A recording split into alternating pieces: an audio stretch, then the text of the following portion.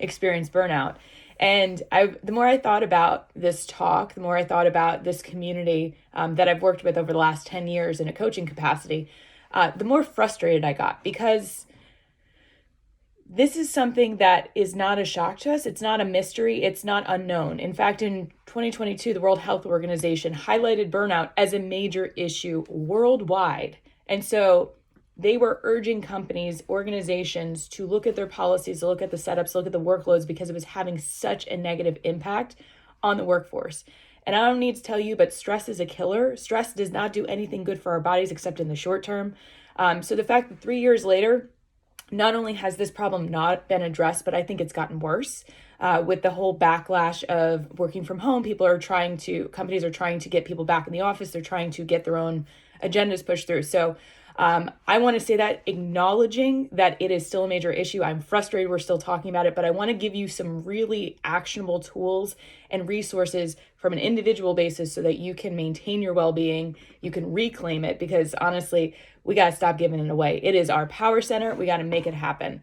This is a little bit about me. I'm the founder and CEO of Spitfire Coach. I have over 4,000 certified hours. Many of those hours are working with women in tech. So from major organizations, and now I'm seeing that these people that I coached 10 years ago, 8 years ago, are really seeing the shift in the culture, and they actually are leaving the space in droves. I'm shocked, not surprised.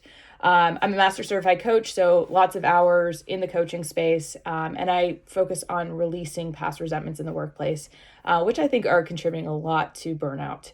I've got a podcast called the Spitfire Podcast where I get on my soapbox and rant and rave about all the things I see in the world, and I also talk to some really cool people. So that's a little bit about me. Today, we've got 40 minutes and counting, so we got 37 minutes. We're going to rock and roll and get it all done. This is what I hope to cover. I want you to walk away with a kind of compass or just an awareness of what those early signs of burnout are. They're going to be different for all of you. You will notice it before anybody else does. Or I hope you do. Maybe that hasn't been the case, but that is my goal for you, that you're going to be able to recognize it so that it doesn't get to these later stages of burnout. They're so disastrous for us. I also want to share some practical tools for resilience and energy management. I have a playbook, a QR code at the end of our presentation today. So you can share it with your team, you can use it. But I want you to have a resource or multiple resources so that you don't feel like you're alone in this, because you're definitely not. You're in good company here. And then I want to inspire you to really set and communicate boundaries confidently and strategically. We'll talk about some different strategies to do that. And then throughout this presentation, I want to give you an opportunity to build a personalized well-being strategy. Because a plan without action and implementation is just kind of like a to-do list. So we've got to embody the change we want to see and then set the strategies to support that. All right, so let's use the chat. So when you think of burnout, what does it make you think or feel? Drained, exhausted, okay, keep them coming.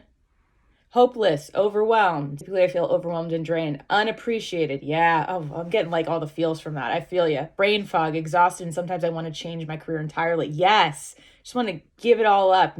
Pivot all the way home. Yeah. These feelings aren't good, right? Like no one's like, oh my God, I can't wait to burn out. But we keep doing it, right? I'm going to guess that we haven't just burnt out once if it's happened before. In fact, I say that not only as a subject matter expert, but also as a client. I have burned out at multiple iterations of my career. I used to be in association management.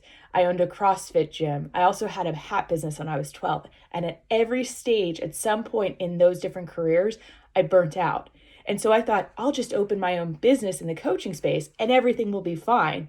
And I'll tell you, I took that same baggage, those same belief systems, and I burned up so fast I couldn't get out of bed. Multiple days. There were times I wasn't brushing my teeth, I wasn't showering, and it took my own coach to be like, get up and brush your teeth. It's a tough love you need in your life. But you would think, if I'm aware of it, why am I recreating it? And the reason for that is that we have these default systems in our brain. And so we push and push and push and push, and it creates this imprint. So when our brain starts to see those signals, even though it really doesn't work for us and it's not healthy for us, it's a known pattern. And so it's actually known safety. And I'm actually going to give you all a book recommendation right now called Mind Your Body by Dr. Nicole Sachs. Complete game changer, just came out. It's connected to repressed emotion and chronic pain, which I think is also very much attributed to this feeling of burnout and this repeated pattern of burnout. So I will put that in the chat later on when we're there, but I want to just note that Mind Your Body by Dr. Nicole Sachs. Brilliant book. Big fan. Yeah, so we all have the same themes that are popping up here. And I want to just start here with, I was going to call these the stories we tell ourselves, but in reality, these are the lies that we tell ourselves about burnout. And there probably was a little morsel of truth in them, but these are these inner dialogues that we've got going on. And the first way that we change a behavior is by being aware of it. So I want to call it out in a very loving way. And I want you to just kind of look through this list. Does something sound familiar? And if so, put it in the chat. I'm going to read them off, and if it's different, put it out there. But I burn out because I'm a hard worker. Burnout is bad, but it's just part of the job in the industry. If I just go on vacation or go to the spa, the burnout will go away. I don't even feel it anymore. I'm really numb. If I notice my team member burning out, I'll make them step away or adjust their workload, but I can never do that. Or I just need to get past this product launch and then I can catch my breath. Yeah, part of the job, nature of work. Okay. Yeah, it's just part of it. It's just part of the culture, right? Hard worker, we'll get past this. Yeah, just keep pushing. It's part of my identity. Push, push, push. You ever get called a go-getter? You're almost rewarded for it, right? So we've got to be able to understand it. Yeah, just get past it. Just get past it. So these are things that we need to be aware of because they are lies. If it was working for you, it wouldn't feel bad. It wouldn't harm you, right? So someone is winning from our exhaustion. Someone is winning from our depletion or our thinking that I just got to get past this. I just got to keep pushing. Yeah. Oh, Cassandra, that's a great observations. If you operate at a certain level and create a certain amount of output, when you set boundaries or your output decreases, how do leaders still see you as meeting or exceeding expectations? Yeah, that is a big one. So we reset the bar every time, but what does it take to get there? And I think a lot of times, especially with clients that I've worked with, they think that if they cross that line and exceed expectations, that they're going to get a reward for it. They're going to get a promotion, a raise, a bonus. And really all it does is open the door for more work. So I would say, what is your expectation and how is that guaranteed? Or is that something that we are just hoping for versus moving it? Okay, Michaela, so I voted for something else, a loss of passion for the role and no clear indication of progression. Yeah, absolutely. These are all true for you. And honestly, these questions are meant to bring out a new form of awareness. We want to be aware of it and how it shows up for us so that we can notice it when it comes up in the future. So these are lies, but we're going to tell you some truths. Okay. So this just popped up in my feed. The algorithms are really good because they knew that I was talking about this apparently, but I'm a big fan of Adam Grant. He's big in the organizational psychology space, has some really quick quotes. But I want to start with this. Burnout is rarely a personal problem to manage. It's usually an organizational problem to solve. If multiple people are drained, it's not in their heads, it's in your culture and structure. Widespread exhaustion is a sign that people are being overworked and under-supported. Now, that is true. And also, you now have a new awareness to where you may be more susceptible to take more on than you should, to not say no, to not take breaks, to keep pushing. You have the mental dialogue. And so we're going to talk about what's in our control and not in our control. But I want to acknowledge that this is not just a you thing. This isn't just saying you need to work on you and you are the problem. You are one aspect of a bigger challenge that we're experiencing. So if more than one person experiences it, it's usually a pattern and a very clear indicator that we have some dysfunction. So I want to just plant that seed there because this is going to help you have a more objective view of what is it about me and what is it about the system or the group and what is it about the overall environment and where do I have influence and change. Okay. So the numbers don't lie. We were talking about lies, but this is like real talk. 76% of women in tech have experienced burnout. 76%. So meaning everybody in this room, 3/4, actually 100% of the people, I think one person said they weren't sure, but every person sitting here has experienced burnout. That is not good. That's not okay. Like I'm fired up about it because I'm like, I've experienced it. And I'm like, we got to do something about this. In addition to that, 75% report sleep deprivation. So you're not sleeping well, you're burning out, we're not recharging, which means that we're probably not showing up at home in the way that we want to. Our relationships are probably suffering. Our physical health is probably suffering. Our mental health is absolutely suffering. So women made up 69% of all mental health related leaves in 2023. And in 2024, that increased to 71%. My guess, this is going to keep increasing as we go. We're going to get to, I hope we don't get to 100%, but like what more information, what more data do we need to know that this is a huge problem? And in the last year, 46% of female tech professionals reported experience burnout. That was in 2023. Again, I see these numbers increasing in the data 2024 and 2025. So curious, when you see these numbers, is anyone shocked? Is anyone shocked by these numbers? Nope. Yeah, I was shocked. I didn't think they were that high. I'm like 50% maybe, but the fact that we have 76% says to me we've got a major systemic issue here. And so I want to all empower all of you to be culture architects where you have influence. We all have the ability to shift within our little bubbles of influence. So we've got to be aware of it. We've got to know where we can have that wiggle room of influence and really take care of ourselves because, my friends, well-being is the revolution. Okay? Your well-being matters. That's what enables you to make change and sustain it. Yes. Oh yeah. Also mothers. I'm a new mother. I have an 11-month-old. I don't know how y'all do it. I can't even keep like numbers straight of like grocery lists. I can't imagine coding as a new mom. Woo. Yes. All right. Congrats on your 7-month-old. That's amazing. All right. So I've given you the whole, I'm on my soapbox. I'm going to bring it down, but I want to just tell you, it is not about work-life balance. That is a unicorn, and it is not the resolution to burnout. And I will tell you why. Because if you look at your life as a pie of time, guess what? Something's going to lose. You're taking from other places. And so I would encourage you to look at it in a slightly different way, which is to prioritize yourself and your well-being first. And I know as a mom, I know as a wife and as a partner and as a business owner and as an employee, it feels like you can't do that. And so I will offer you a solution or an alternative. Be a little selfish. And the meaning of that is a little bit of you first. So how do you start your day with 5 minutes where you check in with yourself, where you just say, hey, how are we doing today? And what do we need and what do we want to focus on? I promise you, the more that you do that, the more it builds on itself. But if you start your day checking your phone, responding to emails and text messages and doom scrolling, it is going to impact the rest of your day. And if you're already losing sleep, you're now exhausted and depleted and wound up at the same time. So we've got to stop being on our quest for work-life balance. I hope people stop talking about it because it's like, we just need more work-life balance. We just need to do yoga more. We need to meditate more.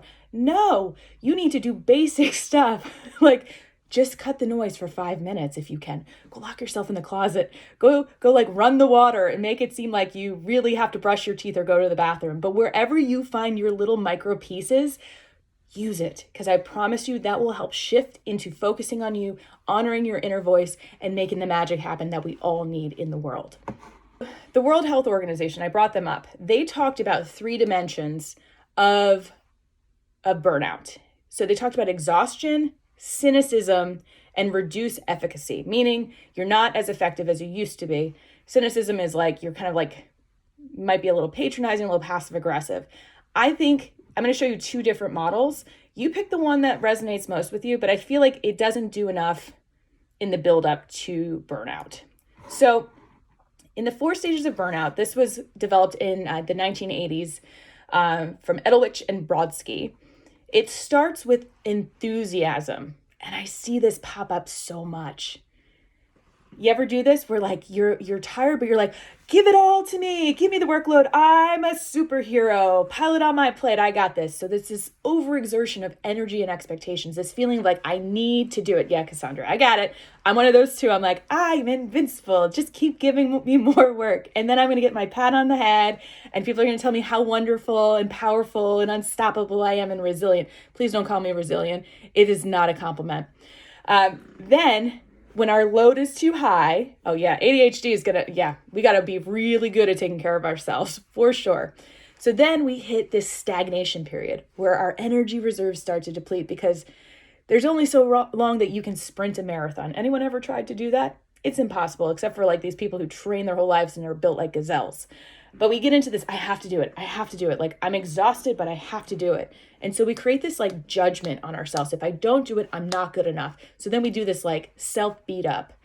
And then we get frustrated. We start to go, I should do it. I'm supposed to do it. It becomes this identity. And it builds in this frustration until we get to a stage of apathy where we just can't. There's literally nothing else in the tank. We can't get off the couch. We just stare at our screen. Has anyone ever heard the term presenteeism? It's not a very common thing. We've heard of absenteeism, right? Where the person doesn't show up. In presenteeism, we're showing up, we're turning our computer on, but we're getting nothing productive done. We're just kind of staring out into the ethers, hoping that like we magically get our motivation. But there's a lot of this presenteeism, and we just stare off into space and don't get anything done. Yeah, you're shitting all over yourself. We talk about that a lot in coaching too. Yeah, it's every Friday. So if you're noticing these signs, we now have a new awareness, and we'll talk about what to do that. Yeah, so now let's talk about this other stage, which I've kind of adapted from other things that are out in the webs. This is going off of that kind of overload, this honeymoon phase of like, everything's great and wonderful. It's new. It'll be better. Everything's great. And then we start to push ourselves a little bit more and a little bit more. And then we normalize it. Oh, it's just part of the industry. It's just part of the job. And then we can't maintain it. And we start to go into this depletion phase where we can't hold on to this like feeling. And then the final part of this is the burnout syndrome. This is where it is lasting. This is what I think the World Health Organization was really honing in on, this chronic feeling of exhaustion, where you just can't pull yourself up. You haven't had a creative idea in weeks. You're not getting anything pushed past the finish line unless someone is telling you to do it. And you might get little microbursts because you're afraid of getting in trouble or getting called out, but you're not out of it. In fact, it just builds on the existing cycle with an already empty tank. And so we need to be aware of where we've kind of been in the phase and what we can do to get ourselves out of it, because there's nothing that says you have to go all the way to the end. And I would encourage you that if you've noticed yourself at any of these places, ask yourself, what did you need in that phase? If you were in that honeymoon phase, what would you want your best friend to say to you in that moment? And then the question is, would you listen to them? Because I know in my little stubborn mind, it would be like, yes, if they're like, you should really take a break, Lauren, you should relax. I'd be like, you're not the boss of me. Now, as I've matured, I'm now taking it into more consideration. But these are the things that like, we've got to take it into heart. If other people are noticing, we're not fooling anyone. So yeah, take time for yourself. I just met with a group of CEOs. I do an innovation mindset workshop as part of a 6-month incubator. And one of the participants said, I deserve to take a break. And I said, yeah, you do. Not because like you worked really hard, but because it is imperative to your success. It is imperative to be productive, to take those breaks and to rest. So I hope that this plants some seeds. I'm wondering, like, has anybody felt that burnout syndrome? Going through it now. Okay. That's brave to acknowledge, but you're here. You're here. Yeah. It is such a, yeah, I've been on sick leave for burnout twice. Woo, yo, I'm feeling this right now. This is big stuff because you didn't get there on your own. And then it feels like you're on your own to fix it. You're going on sick leave, pulling out of that. I actually have a friend who was working for a government agency for 20 plus years and had so much chronic stress that they had inflammatory diseases. And literally the day that they decided to just go on medical leave, I would say about 70% of that pain went away. It's wild. So it's not just about stepping away unless you're planning to retire and completely change. But a lot of this person's symptoms are still getting activated because their mindset hasn't changed. And so I would encourage you to think about, in a world where there wasn't burnout, what would be different for you? How would you talk to yourself? How would you honor yourself? How would you move throughout the world? And what would be different for you if burnout was not an option? Because here's the thing, if we don't replace a negative behavior, a negative outcome with something we do want, nature doesn't like a vacuum, and it backfills like nobody's business with all the things that you don't want. So we've got to be really intentional, not just about like visualizing, but about creating a new pathway forward. And every day, every micro decision reinforcing that. So I saw someone before of like making expectations or making exceptions to boundaries. Those are like you slicing yourself every time. It's self-harm because you know what's best for you. But every time you create these loopholes or accommodate other people, you're saying it's okay to violate my space. It's okay to violate my well-being. It's okay to take my power away. And so these are these things. I'm not saying in this session you're going to be cured, but I want you to start a new conversation about what would it take for me to honor myself more, honor my boundaries more, honor my preferences and priorities more, and give voice to it. And I will tell you, one of the things we teach and really emphasize is psychological safety. If you feel like you are not in a space to do so, I would ask you, how psychologically safe do you feel in that environment? And is that the environment you should be in? That is a real conversation that I know is scary to have, especially in this economy. But I will tell you, the environment does not get better unless people in power, in positions of influence, decide that they want to make the change. So you've got to decide, where do you have power of influence or where do you have power of choice? Because choice, my friends, is power. All right. So here are some early warning signs of burnout. I want you to just like take a scan of this. It might be different for you. Feel free to kind of like see where it shows up. The biggest thing is like, where do other people notice too? Because sometimes we're on autopilot that we don't even notice it. So if we're having these physical responses, this is usually like down the line where we're constantly tired even after rest. We have a lot of muscle tension and headaches. And I actually tell people, or I ask them when they feel these moments, where do they feel it in their body? So I'm going to ask you, when you feel these moments of overload or exhaustion, where is the sensation in your body? When you start feeling wound up, when you start to feel that overwhelm, come on, where is it in your body? Neck and gut, shoulders and neck, okay. Shoulders, head, yep. Yeah, so now we have awareness to it. I will tell you, when it's in your shoulders, it's like carrying the weight of the world. You also can get it in your lower back. In your head, if you're feeling that tension in your head, it's you trying to create that solution on your own without having enough information. If it's in your chest, this is actually about self-trust. So where can you really like open up the space and start listening to yourself more? So the fact that you know where it is now your first key signal of something is off. I'm feeling friction or stress. What is it that my body needs? So yeah, Debbie, like if you're in that burnout syndrome, I'm not surprised if you're feeling all of these. I would be surprised if you weren't feeling them. So we need to pay attention to our body. It's our first warning sign. Pay attention to it. Emotionally, if you're feeling irritable, if you're snapping at people, especially with colleagues or tasks, like just very basic things, and we're like, you're the worst person ever. And it's like, where did that even come from? Or feeling detached or numb or emotionally drained. I saw a lot of that in the descriptions. If you're feeling loss of motivation or satisfaction, that's usually a telltale sign that we've got some burnout happening.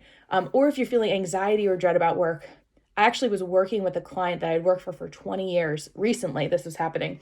And on Sunday, a Sunday night, I felt so much tightness in my chest and anxiety, this wind up. And I was like, this is not okay. And I had to sort out what is for me and what is not for me. And I realized we were just going in two different directions, and I could feel the pull away happening, but I needed to make the call. And so I ended a 20-year relationship and a very nice retainer. But I knew that if I kept accommodating this piece that wasn't working for me, I was going to feel the physical impacts of it. And I am fully aware that not everyone is in that position, but I would ask you, At what point do you matter more than the security? Or how can you make moves to put yourself in a better environment that's a better fit for you?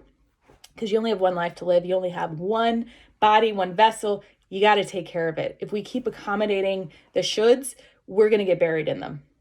So the brain fog, if you're noticing this, if you're forgetting or you're making more errors, in fact, they said that when you're under stress, when you feel like you're being watched, you're actually 70% more likely to make more mistakes.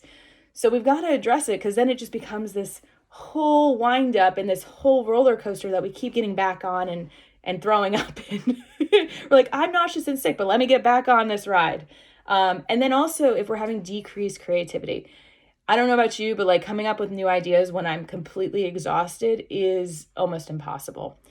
Or if you feel yourself like withdrawing in meetings, if you're not offering up ideas when you used to. So really the thing is, if you're noticing a consistent pattern of change in your behavior in any of these, it is something to pay attention to.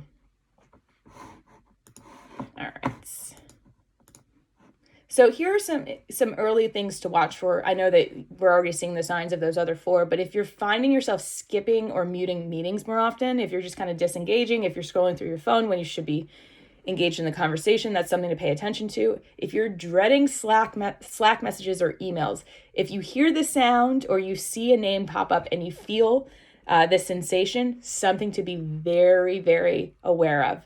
And if you're kind of writing code without remembering what you did, or you're writing an email, or you're writing something and you don't remember what you did previously, those are some early warning signs. Here's the other thing. If you're feeling resentful towards your team or manager without a clear reason, this is something to pay attention to. This is why that resentment release process that we do, I can send out. If you're interested, I'll put my email in there. We actually have a whole training on a 10-step process to release your workplace resentments that's free to watch on YouTube. We got a lot of resources on this. So remember I said work-life balance is a unicorn.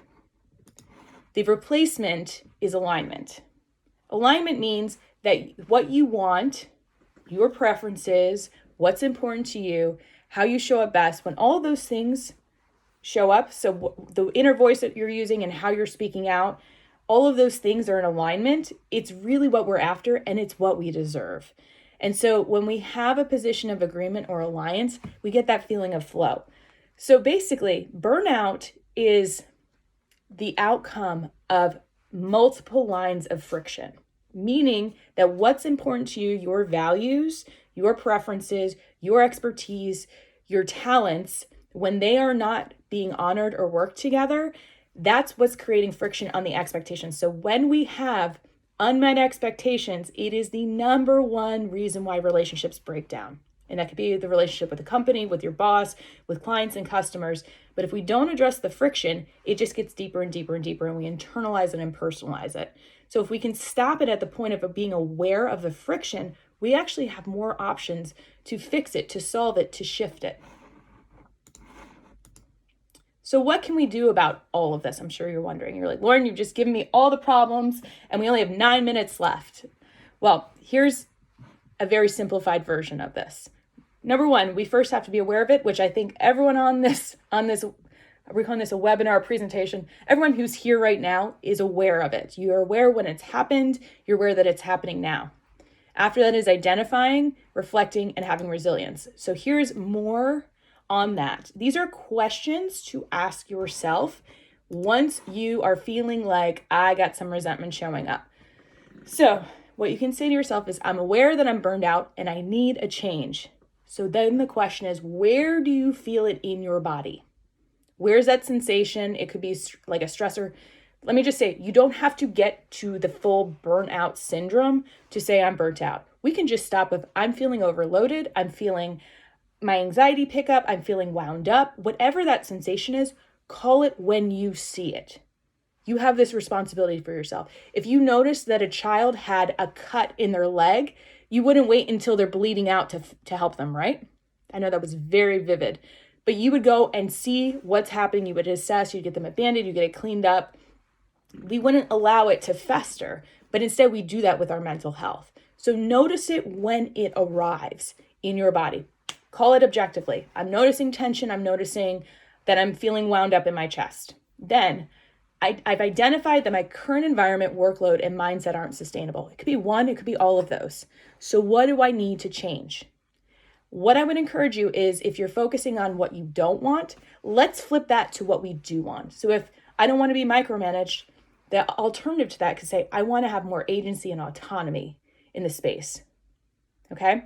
So we got to flip the things to the positive form in the future that we can create. That creates a neural pathway for us to then reverse engineer and put a plan together.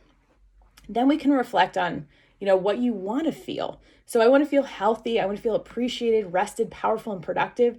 And I need support out of my current network to make those changes. So how I'm currently operating isn't working. Maybe I need to go work with a therapist. Maybe I need to work with a coach. Maybe I need to get a different social circle that will support me in this well-being. So who can help me make this future vision a reality? That's where we can use the good old Googles or ask for recommendations and referrals. A lot of companies in tech have amazing benefits because they know how likely it is for people to have mental health issues if they're working from home, if they're not getting that constant social interaction, or if they're just like in the weeds.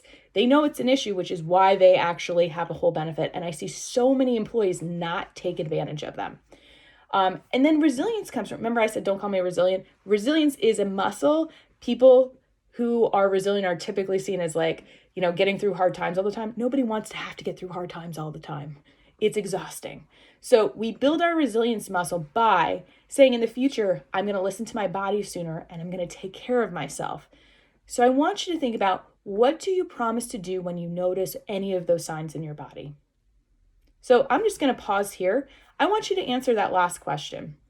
So what do you promise to do when you notice a sign? So when I feel the sensation, I'll give you my example. I always have a little notepad by me.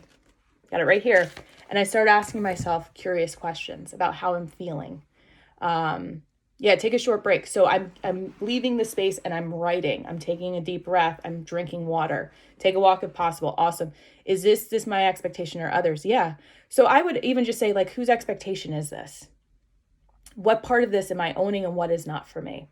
Another thing you can do, we teach a lot around somatic awareness, is to just get back in your body. Because a lot of times when we get wound up, we're in our head. And then we're creating this whole stress response. So the best thing you can do is, wherever you're feeling that sensation, just put your hands on it and lightly tap or give it some love and rub it. You'd be amazed what self-soothing does for your stress level in bringing it down and dissipating it. Yeah, so these are great ideas. So I want you to make these promises to yourself. So let's flip the script and assess what's in your control, what's working, what's not working. We're going to also acknowledge that there are forces outside of you benefiting from your burnout. And the quicker we can identify them, the more power we actually have. We can flip the script and be the power players in the game. And then advocate. Where can I advocate for myself? And who else can advocate for me? And then the final part is accepting the help and support, and accepting the facts and the truth. When we say accept the help and support, there are people around us who notice when things are not working for us. So if they are brave and courageous enough to bring it to our attention, we need to honor that truth by accepting it. If we're in a defensive stance, it can't go anywhere. So where can we inject curiosity and say, that's really interesting. I'm curious what brought that up, or what you noticed that I'm not seeing. If we can just open the door, we're going to get so much more insight on what's working for us and what's not working. So here are more questions. What's in your control? Your thoughts, your beliefs, your actions, your internal voice, and your feelings. What is out of your control is everything else. So stop trying to control the things that are not there. Here's another way to look at it. We're not using these old antiquated computers because they run really slow. They were really good at little simple processes, but we have outdated thoughts. That's those lives. We've got to update it. So what do you want to become that works for it? We got to upgrade our OS. Our operating system here. So here are some prompts that can help to shift you out of these burnout behaviors. I am doing my best. When I rest, I invest. Where my focus goes, my energy grows. That should be a sentence, not a question. Who is this really important to? What has my energy been prioritizing, and what do I want to prioritize? What's in my control? What's not in my control? What am I willing to let go of so I can focus on what's in my control? Who might be able to help me with it? What can I do right now to honor how awesome I am? I'm grateful for, and I attract in allies who support me. Now, these are things that if you feel like there's wiggle room when you do it, keep doing it. If you feel like you are beyond that point, I would absolutely recommend investing in a therapist, speaking to a professional, because there's only so much you can do when it has become a chronic situation. I just want to leave you with that. This is not something that we got in on our own, and it's not something that we're necessarily going to be able to get out of when we're in the weeds like that. So I mentioned the playbook. Here's the QR code. You can go to the link and put in the code WELL. This will give you kind of a summary of the slides along with some other activities and questions that you can do. There's some questions there about how we did today. But I'm curious, with our 1 minute left, what is your takeaway from today? Yeah, absolutely. It's a systematic problem in the modern digital culture where productivity is hard to measure for knowledge workers. Is productivity, number of team calls, emails, meetings we're in, recommended slow productivity. Amazing recommendation. Yeah, if we don't have clear expectations, we're just spinning our wheels the whole time. Absolutely. Oh, good. A little bit of you first. That's what being selfish is. Awesome. I'm grateful. Yeah, I'm grateful that your job supports you too. That's awesome. Thanks, Debbie. Anything that we're willing to do differently going forward? Gonna give ourselves high fives? Yeah, find your selfish. Maybe that's what I should change the presentation to. Find your selfishness. Learning the art of prioritizing. Fantastic. Well, I invite you all to reach out. If you'd like to have access to that YouTube video, you can email me, grow@spitfirecoach.com. Hit me up on LinkedIn. Happy to share any resources. That's awesome, Michaela. Glad that the playbook is making its way to your managers. We also work with teams and individuals, and we work on organizational change management and culture shift. So thank you so much for your time. I know this is the last day of the conference, so get all those goodies and then those knowledge nuggets. And I look forward to connecting with you in the future.